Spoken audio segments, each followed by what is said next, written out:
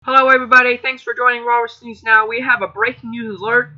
Hurricane Danny is now the first hurricane of the Atlantic season. CNN will take over for now. Storm, barely a hurricane, 75-mile-per-hour winds, and the hurricane force winds only extend about 10 miles from the center, and it has a lot going against it, such as wind shear and very dry air, so it'll be lucky to survive its little march across the Atlantic Ocean. But in the coming days, it will definitely impact the Leeward Islands, and then on to Puerto Rico. Even the Dominican Republic and Haiti need to watch out for this. It is still too far away from the U.S. and too soon to tell whether, if any, impact it is going to have on the United States.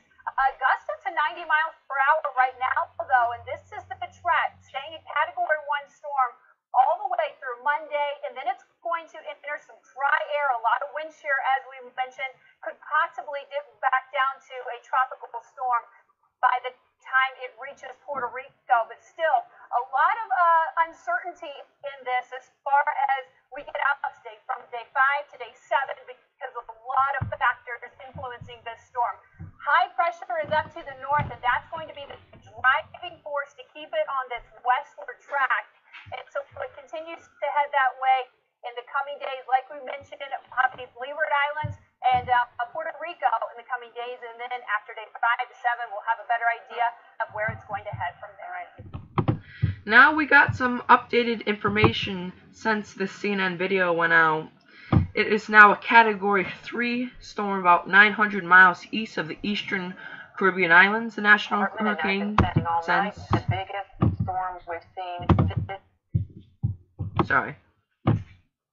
But forecasts call for a weakening trend as Hurricane Danny heads west. Now we go to the National Hurricane Center. There is Hurricane Danny out there. As of 11 p.m.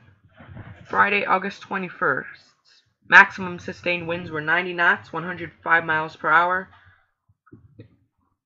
And there's where it was located.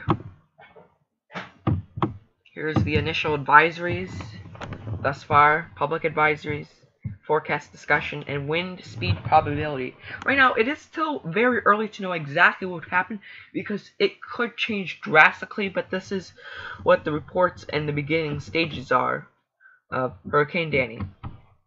Now, our last webpage is the Weather Channel.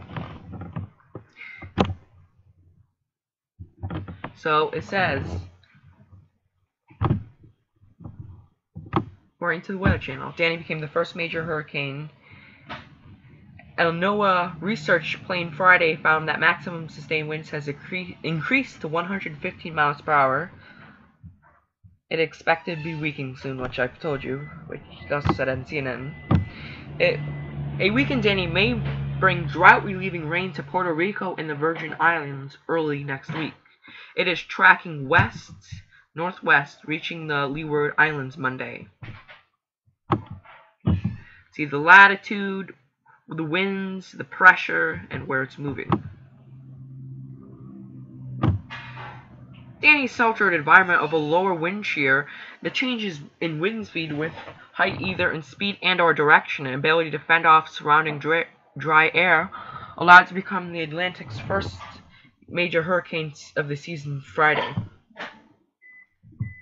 You can track Danny with the Weather Channel's interactive storm tracker. We're going to see if that works. There's the current wind shear, about, you can see. However, the large-scale atmosphere Danny is moving into will induce weakening very soon. Like they've been saying, it's a very small and weak storm at this current moment.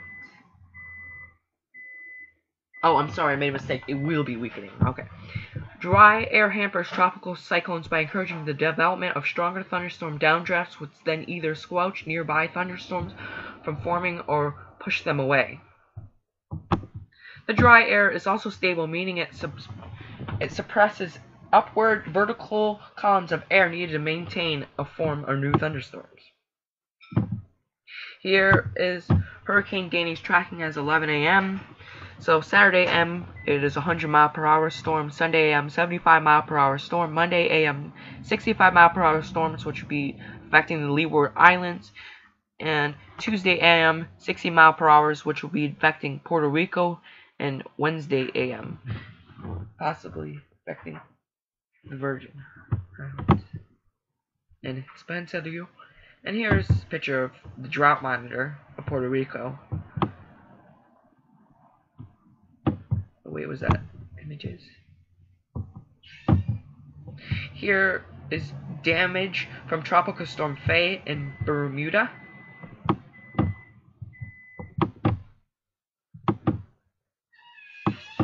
So this damage is not from Tropical Storm or Hurricane Storm Danny. So the Weather Channel. So this website, it will be taking a while for it to load. So I'll leave the link in this description. So have a nice day, everybody.